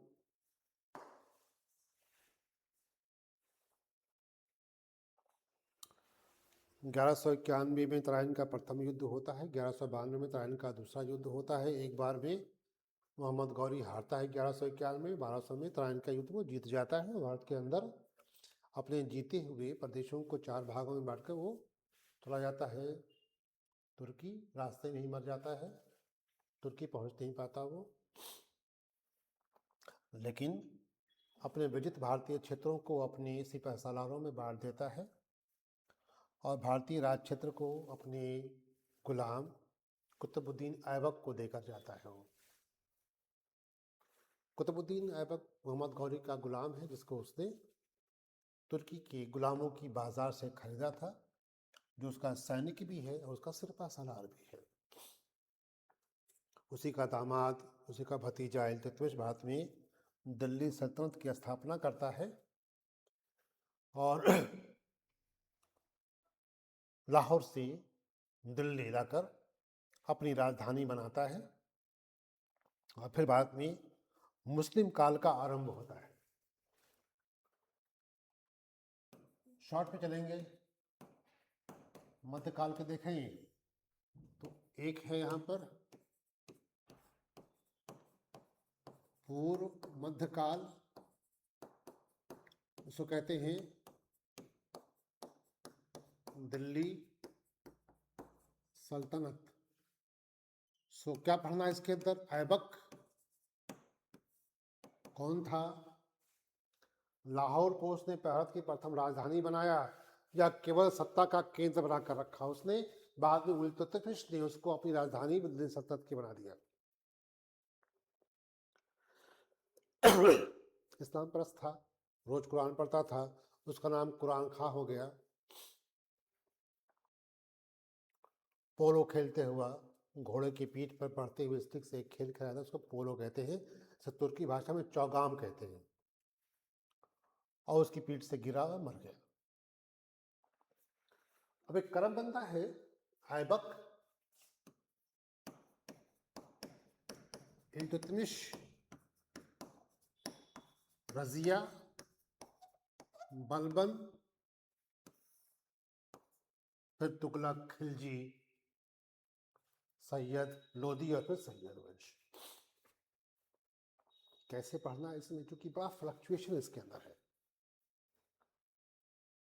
एक तो आपका राजनीतिक इतिहास पढ़ना है अपनी यूके पीसीएस, यूपी पीसीएस या प्रवक्ता भर्ती या समूह का जैसे परीक्षाओं के लिए यूपीएससी पढ़ना है तो पॉलिटिकल हिस्ट्री छोड़कर बाकी इनका क्या कला के क्षेत्र में, साहित्य के क्षेत्र में क्या योगदान रहा है उसको पढ़ना है आपको। इसको पढ़ने के लिए दिल्ली सल्तनत का स्वरूप क्या है, क्या ये एक इस्लामिक राज्य होगा या भारत के अंदर जो उसकी रियाया है उसके अनुसार केवल सुल्तान मुसलमान है, अधिकांश रियाया हिंदू या अदद दूसरे धर्मों की मानने वाली है। तो ये बात तो बिल्कुल स्पष्ट हो गया कि इस्लामिक राज्य नहीं है। तो उसका स्वरूप क्या होता उसको समझिए, अपनी अच्छी पुस्तकों को स्रोत का मार्ग बताइए। मैं पुस्तक इसलिए यहाँ नहीं बता रहा हूँ कि ये मुझे पता नहीं कि जो मुझे देख रहे हैं, जो सुन रहे होंगे, कभी भी किस तरह के एग्ज़ाम की परीक्षा करेंगे, तैयारी कर रहे हैं। अब मान लो कोई यूपीएससी वाला हो तो पुस्तक अगर यहाँ लिख लें यूपीएससी का रिलेवेंट ही ना हो, या कोई छोटी परीक्षाएं दे रहा हो, कुछ समूह दे रहा है, कुछ यूके पीसीएस दे रहा हो, कुछ उत्तर प्रदेश पीसीएस दे रहा हो, या कोई प्रवक्ता भर्ती परीक्षाएं दे रहा हो, सबके लिए एक पुस्तक नहीं है। अलग अलग परीक्षाओं के लिए अलग अलग पुस्तकें कही जाती है, लेकिन एक बात कॉमन है कि एनसीईआरटी सबको पढ़ना है। कोई ऐसी परीक्षा नहीं है जो एनसीईआरटी को स्किप करके बाहर निकल जाए। किसी भी विषय को समझने के लिए सबसे बड़ा आधार है एनसीईआरटी पुस्तकें। अगर आप कक्षा 6 से बाहर नहीं पढ़ सकते तो कम से कम 9, 10, 11 बार जरूर आधार पढ़ डालिए। तो विषय को समझने में, उसको स्रोतों को ढूंढने में, और वह विषय किस प्रकार से अपने अध्याय को प्रस्तुत करता है या वो पूरा विषय अपने आप को किस प्रकार से प्रस्तुत करता है, ये एनसीईआरटी सबसे महत्वपूर्ण आधार पुस्तक है। तो अगर हम ये कहें कि बहुत से लोग कहते हैं कि 6, 7, 8 भी पढ़िए, अगर आप नहीं पढ़ सकते तो 9, 10, 11, 12 अवश्य पढ़िए, ताकि विषय की जो गहराई है, जो इसके सिंटैक्स हैं, जो इसकी शब्दावलियाँ हैं, जो उस विषय का अर्थ है, वो एनसीईआरटी से आप समझ पाइए। और उसके कालखंडों का निर्धारण करके बेसिक तैयार करके कुछ एडवांस बुक पढ़ लीजिए, लेकिन वो परीक्षा कौन सी देनी है उसके अकॉर्डिंग बुक को गाइड किया सकता है, ऐसे नहीं। इसका स्वरूप देखिए, राजनीतिक घटनाक्रम एवं बदलाव। भाई एक सुल्तान बना तो उस सुल्तान के बाद कौन बना, फिर उस सुल्तान के बाद जो दूसरा सुल्तान बना तो उस सुल्तान के पुराने की अपेक्षा जो नया आया उसके समय काल में क्या परिवर्तन हुए हैं उसको और समझिए। ठीक यही प्रश्न बन जाता है यहीं पर। हर प्रकार का कमीशन यहीं पर से प्रश्न उठा लेता है कि क्या आपने एक समय काल को देखा है या बदलते हुए इतिहास के कालखंड के क्रमवार जो बदलाव हुए हैं उसको भी समझा है। तो ये समझा वर्ड है, इसी से प्रश्न उठ जाता है। और अगर समझ के पढ़ा है तो आपको प्रश्नों की उत्तर मिलने की संभावनाएं प्रबल हो जाती हैं। इस काल में देखिए क्या स्रोत है, इसमें बहुत ढेर सारा साहित्य लिखा गया है। भाषा किस प्रकार के उपयोग की साहित्य में, राज्य का स्वरूप क्या रहा है,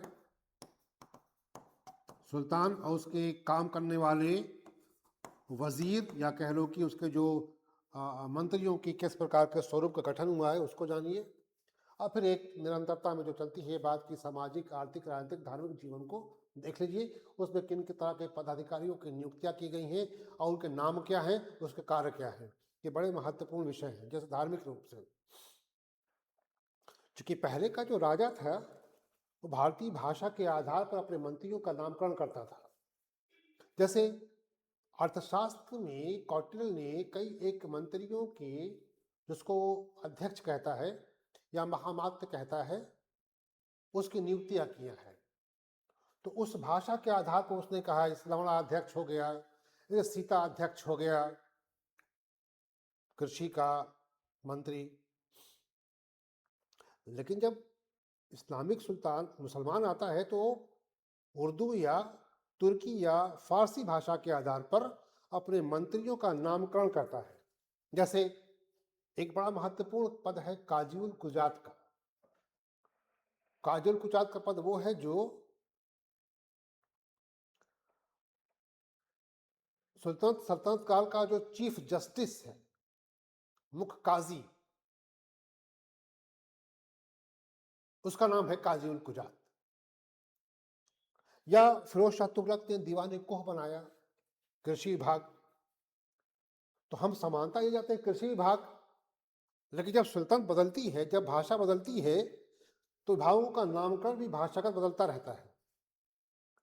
तो आपको ये जानना होगा अपनी परीक्षा के लिए कि किस सुल्तान ने किस प्रकार के विभागों का गठन किया और उस विभाग का कार्य क्या था, और विशेषकर सुल्तानों के काल में उस विभाग का अध्यक्ष कौन था या मंत्री कौन था, उसको कहते हैं वजीर कौन था। इस प्रकार से सल्तनत काल को तैयार कर लीजिए। इसी समय काल में भारत के अंदर चंगेज खां है, मंगोलियाई, और अलाउद्दीन जहां शोज भी आता है। इनको अवश्य पढ़िए, चूंकि इल्तुतमिश के समय ही जहांगीर चंगेज आता है, जो इसको पीछा करते हुए, ये सब एक दूसरे को पीछा करते हुए थे, भारत की बॉर्डर तक पहुंच जाते हैं। और एक बड़ी महत्वपूर्ण घटना है कि वो इल्तुतमिश आग और पानी के बीच में फंस गया।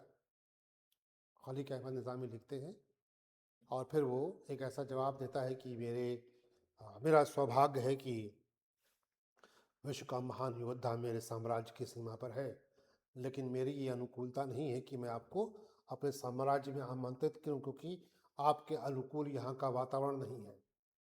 तो बड़ा डिप्लोमेटिक आंसर देता है इल्तुतमिश, और चंगेज खां वापस लौट जाता है।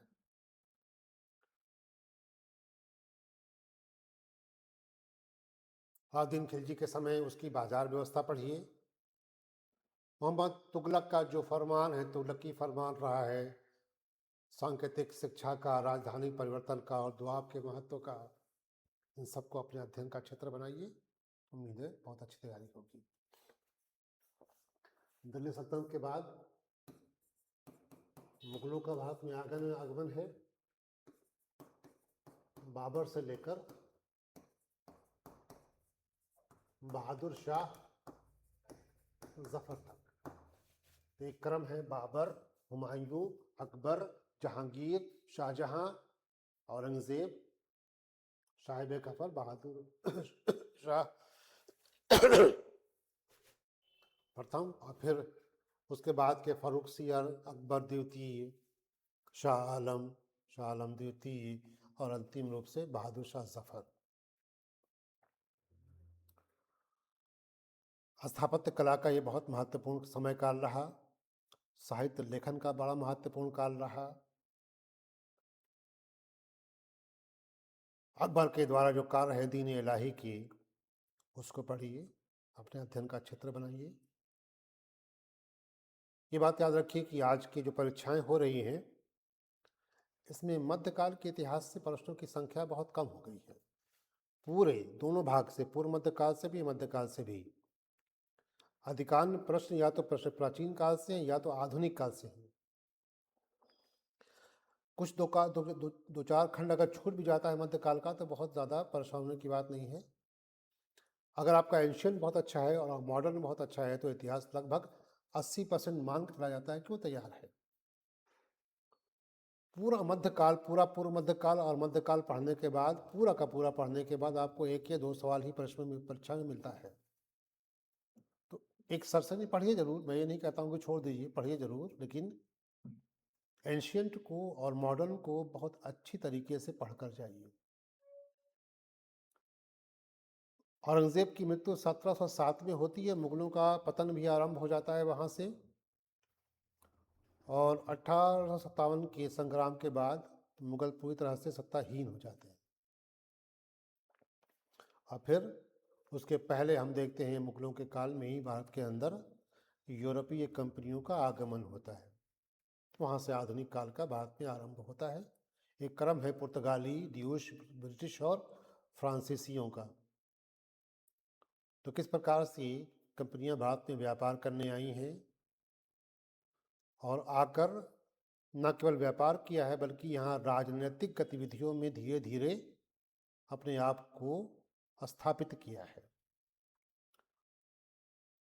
इतिहासकार इस बात पे एक मत है कि 1757 का जो प्लासी का युद्ध रहा, उसने अंग्रेजों को भारत में एक गेट दे दिया, एक दरवाज़ा खोल दिया। और 1764 के बक्सर के युद्ध से अब अंग्रेज भारत में पूरी तरह से घुस गए। तो प्लासी और बक्सर एक ऐसा समय काल है जिसने अंग्रेजों को भारत में अपनी राजनीतिक स्थिति स्थापित करने के लिए एक मार्ग प्रशस्त कर दिया। और फिर देखिए कि किस प्रकार के व्यापार के माध्यम से उन लोगों ने भारत में न केवल व्यापारिक गतिविधियां की बल्कि यहाँ पर प्रशासनिक और राजनीतिक गतिविधियों में सीधे दखल करने लगे और अंतिम रूप से पूर्ति भारतीय भूमि को भारत का ब्रिटिश उपनिवेश बनाकर रख दिया।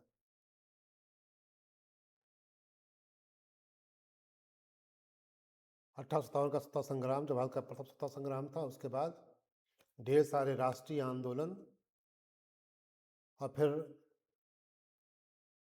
कांग्रेस की स्थापना और फिर महात्मा गांधी का भारतीय राजनीति में आगमन।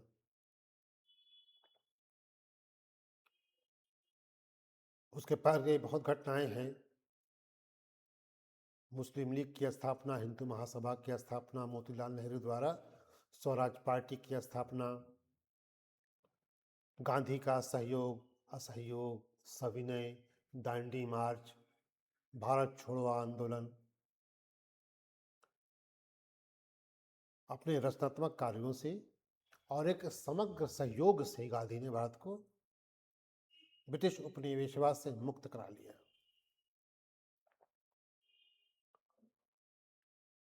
आधुनिक काल का भारत एक ऐसा कालखंड है जहां पर वर्तमान में बहुत प्रश्न पूछता है। एक थोड़ा सा एलेबोरेट कर लें उसको, किस प्रकार से उसको समेटा जा सकता है कि अगर समेटा हो इसको तो भारत में यूरोपीय कंपनियों का आगमन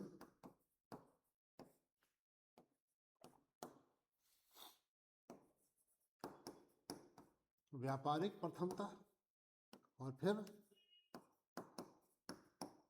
राजनीतिक, प्रशासनिक स्थापना। कैसे प्रकार से पहले व्यापारी के रूप में आए और फिर राजनीति और प्रशासन में अपने आप को स्थापित कर दिया।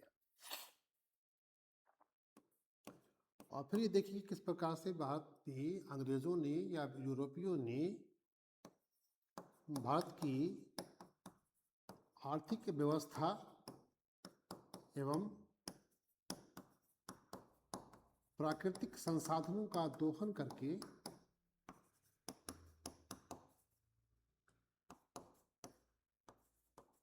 भारतीय अर्थव्यवस्था को पूरा का पूरा चौपट कर दिया।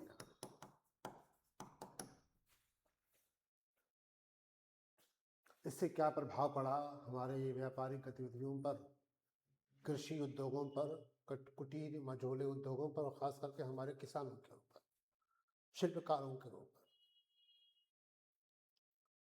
इन गतिविधियों के साथ साथ अपने क्रम में बढ़िए और इसका प्रभाव देखिए, कि क्या प्रभाव पड़ा है भारतीय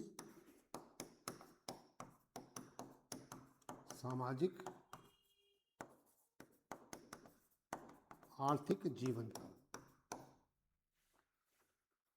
खास करके शिल्पकारों और किसानों के ऊपर। हम इसके बाद जब आगे बढ़ते हैं ना, तो देखते हैं कि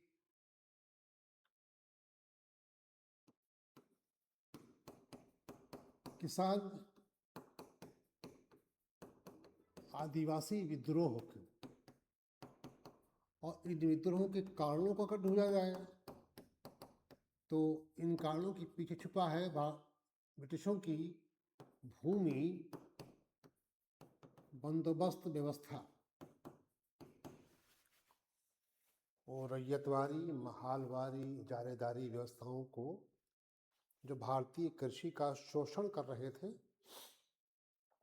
जिससे किसान आदिवासी बहुत नाराज था और वो लगातार बहुत से किसानों का, आदिवासियों का विद्रोह होता रहा। तो सब प्रकार के विद्रोहों को अपने हिस्सा बनाइए पाठ्यक्रम का, अध्ययन का, क्योंकि ये बड़ा महत्वपूर्ण अंग है। प्रश्न अवश्य रहता है आपके परीक्षा में, तो किस प्रकार से आदिवासियों ने विद्रोह किया और कहाँ किया? संथालों ने, महालों ने। ये झारखंड का जो एरिया है ना, इस क्षेत्र में बड़े विद्रोह रहे हैं, क्योंकि जंगल जमीन आदिवासियों का क्षेत्र रहा है, तो बड़ा विद्रोह रहा है। संथालों का विद्रोह तो बड़ा मशहूर रहा है वहां पर।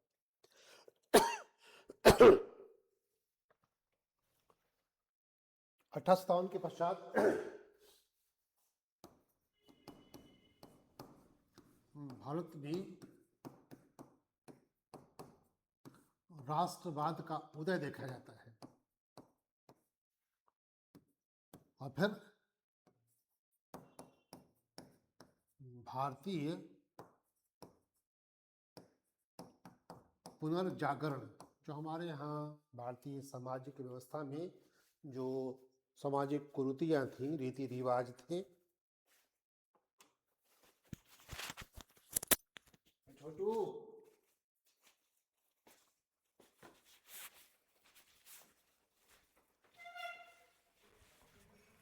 है।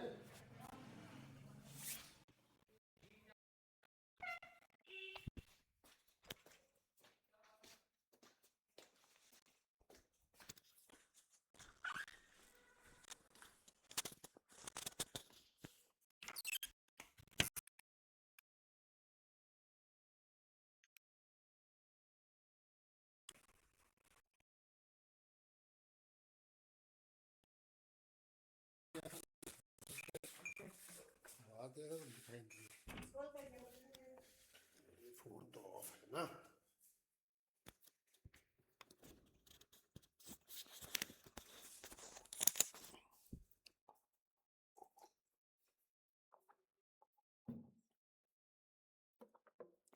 भारतीय पुनर्जागरण का काल, भारतीय सामाजिक व्यवस्था में जो भारतीय समाज की कुरीतियाँ थीं, सती प्रथा, बाल विवाह, शिक्षा के अधिकार से बालिकाओं को वंचित रखना, विधवाओं का विवाह ना होना, तो सामाजिक धार्मिक कुरीतियाँ रही हैं। इस पुनर्जागरण को कहा गया है सामाजिक धार्मिक सुधार आंदोलन, और इसके बड़े नेतृत्वकर्ता बड़े महान लोग रहे। राजा राम मोहन राय, पांडुग, स्वामी दयानंद सरस्वती जैसे महान व्यक्तियों ने इसका नेतृत्व किया और इन कृतियों को बहुत हद तक दूर करने का प्रयास किया।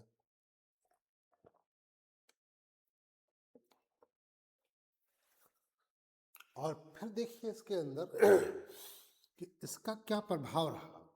प्रभाव का मतलब है कि इन सामाजिक कट्टरता से, ये कृतियों से निपटने के लिए ब्रिटिश नीति क्या रही, किस प्रकार के गवर्नर जनरल ने भारतीय सामाजिक धार्मिक कृतियों को दूर करने के लिए कानून बनाया, या क्या किस प्रकार से उसने योगदान किया है, इसको अवश्य पढ़िए आप लोग। फिर भारत में सामाजिक राजनैतिक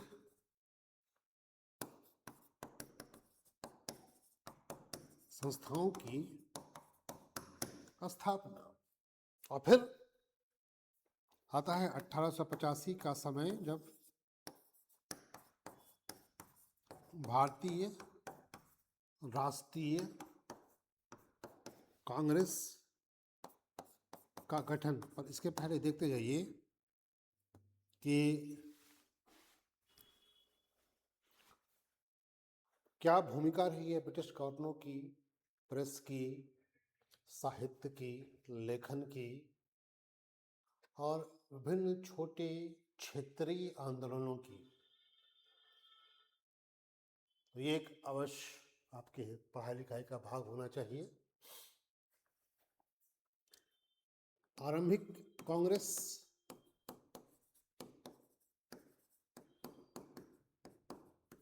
और फिर कांग्रेस का बंटवारा।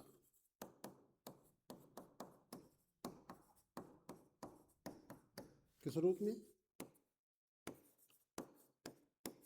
कट्टरवाद, या इसको कहते हैं गरम दल, या उदारवादी, दैट मीन्स नरम दल के लोगों में लाल पाल बाल बाकी लोग जो नरम दल के थे, वो लोग वो कहते थे किसी भी तरह से हमको आज़ादी चाहिए, या साम्राज्य चाहिए, स्वराज चाहिए, उस पर कार्य कर रहे थे। उसके अध्ययन का क्षेत्र था, कार्य का क्षेत्र था। और इसी समय काल में भारतीय राजनीति ने बड़ा करवटें बदली है। जैसे मुसलमानों ने अपनी एक संगठन बना लिया, मुस्लिम लीग को, फिर बनी हिंदू महासभा, और उससे पहले गांधी का भारत में साउथ अफ्रीका से आगमन हो जाता है 1915 में आसपास, और वो गांधी भारत भ्रमण करते हैं, फिर सीधे भारतीय राजनीति में वो प्रवेश कर जाते हैं।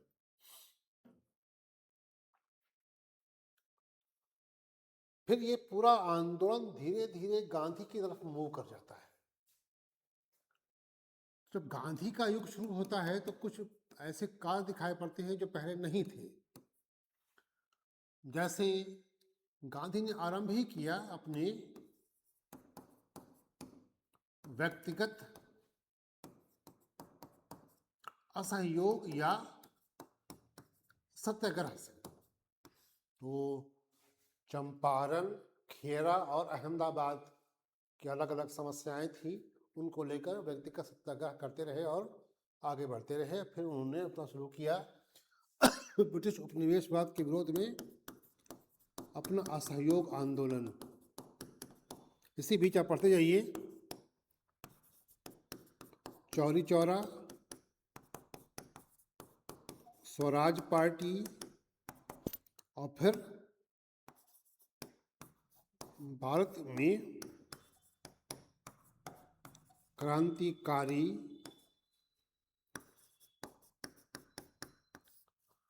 राजगुरु, बिस्मिल, अशफाक उल्लाह खां, भगत सिंह, जैसे महान वीरों ने ब्रिटिश उपनिवेशवाद के खिलाफ जो क्रांति किया, उसने भारतीय स्वतंत्रता को और आगे बढ़ाया और ब्रिटिशर्स को सोचने के लिए मजबूर किया कि केवल गांधी या गांधी का एक तरीका ही नहीं है मुक्ति का, भारतीय मुक्ति का, बल्कि एक ऐसा एरिया भी पनप रहा है भारत के अंदर कि अगर भारत में कुछ अधिक नहीं किया गया भारतीयों के लिए तो वो क्रांति बहुत बड़ी हो जाएगी और ब्रिटिशों को भारत में रहना अनुकूल नहीं हो पाएगा। तो उन लोगों ने क्रांतियां आरंभ की, बड़ा योगदान रहा, बड़े महान लोग थे, अपने जीवन की बलि देकर उन लोगों ने भारतीय स्वतंत्रता के मार्ग को बहुत वृहद प्रशस्त कर दिया। महान वीर लोग रहे, ना तो उन्हें जान की फिक्र थी, उन्हें केवल गर्व था अपने भारतीय होने पर, भारतीय भूमि का लाल होने पर, और उसका अपने एक एक रक्त से उन लोगों ने ऋण चुकाया है। हम सब शिक्षक जब इस खंड को पढ़ाने के लिए माइक थामते हैं, स्टेज थामते हैं, तो गर्व होता है ऐसे महान वीरों पर जिन्होंने अपनी जानों की बलि दे दी, हंसते हंसते गीत गाते हुए फांसी के फंदों को अपने गलों में झूल गए, लेकिन भारत के अपमान को सहना गवारा नहीं समझा उन लोगों ने, और वो भारत की स्वतंत्रता के मार्ग को और वृहद कर दिया। ये कहना बिल्कुल अनुचित होगा कि किसी एक के योगदान से भारत स्वतंत्र हुआ है। इस स्वतंत्रता में महान वीरों का बड़ा योगदान रहा है, किसी एक का प्रयास का आवश्यकता नहीं है, ना ही किसी एक को श्रेय जाता है। इसको बहुत असंख्य लोगों ने बलिदान दिया है। 1857 के स्वतंत्रता संग्राम में हजारों मुसलमानों ने अपनी बलि दिया है। जाकर देखिए इलाहाबाद कंपनी बाग, आजाद पार्क, जहां हर पेड़ इस बात का गवाह है, जो रसूलपुर गांव हुआ करता था जहां पे मुसलमानों को फांसी दे दी गई और पूरा गांव तबाह कर दिया गया। आजाद पार्क, कंपनी बाग या जॉर्ज टाउन, टैगोर टाउन या जो उस तरह का एरिया है, वो पूरा का पूरा गांव खत्म कर दिया गया और पूरी बस्ती मुसलमानों की तबाह कर डाली। तब से आरंभ हुआ उस संग्राम, और महान वीरों ने इस भारत को आज़ाद करने के लिए, उस गुलामी से मुक्ति के लिए न अपने प्राण की सोचा, बल्कि भारत के मान सम्मान को सर्वोपरि रखा। उसी क्रम में इन महान क्रांतिकारियों का भी एक नाम है और सर्वोच्च नाम है। हिंसक तरीके को छोड़कर अहिंसा के मार्ग पर गांधी ने अपने भारत को आजाद कराने का प्रयास किया और अंतिम रूप से सफल रहे। तरीका अलग हो सकता है, पर किसी का योगदान किसी से कम नहीं है, किसी के तरीके को कम महत्व नहीं दिया जा सकता, किसी के तरीके को महान नहीं कहा जा सकता। सबका तरीका बड़ा महान था, सबका लक्ष्य एक था, भारतीय स्वतंत्रता, अंग्रेजों ब्रिटिशर्स की गुलामी से मुक्ति।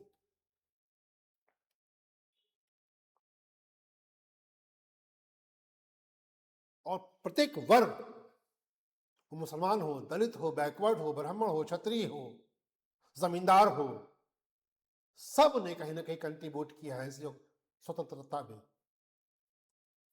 कुछ जमींदार थे, मुसलमान भी था, हिंदू भी था, बाकी भी थे, जो अंग्रेजों की चापलूसी कर किया करते थे ताकि उनकी जमींदारी बच जाए, उनकी सत्ता बची रहे। लेकिन अधिकांश लोगों ने भारत की सत्ता में योगदान दिया है।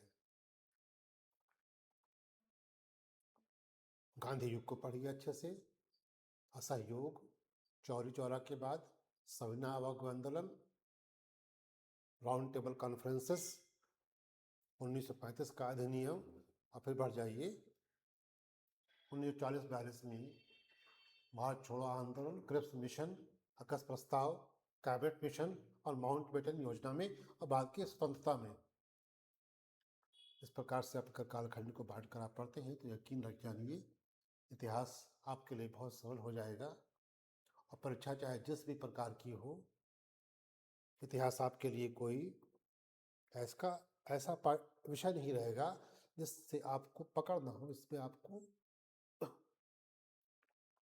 उसके प्रश्नों को हल करने में आपको कोई समस्या उत्पन्न होती है, आप आराम से कर लेंगे। उम्मीद है इस लेक्चर के माध्यम से आपको इतिहास का सरलतम भाग और अपनी परीक्षा के लिए उसे उपयोगी बनाने के लिए जो लोग क्लास में आना चाहते हैं उनके लिए हल्द्वानी में स्वागत है। Education zone Haldwani canal road पर उत्तराखंड PCS समूह प्रवक्ता भर्ती परीक्षा, लोअर परीक्षा जैसी परीक्षाओं के लिए आगामी प्रोग्राम बनता है UPSC के लिए, तो अवश्य आपको कॉल की जाएगी। इन सब परीक्षाओं की तैयारी के लिए आप अवश्य विजिट करिए educational zone Haldwani canal road पर, ताकि इनके अधिक से अधिक जानकारी ले सके और हम जैसे अध्यापकों के साथ अपनी परीक्षा को अपने हित में साधने के लिए हमारे साथ प्रयास करें, ताकि आप अंतिम सफलता को प्राप्त कर सकें। दूसरे विषय में मैं आपको बता दूंगा कि आपको पॉलिटी कैसे तैयार करनी है, और फिर इतिहास के कालखंड में पाषाण काल का क्या स्रोत है, किस तरह से उसको पढ़ा जाए, क्या क्या उसका अध्याय है, कैसे इसके स्रोत है। तब तक के लिए आप सबका धन्यवाद।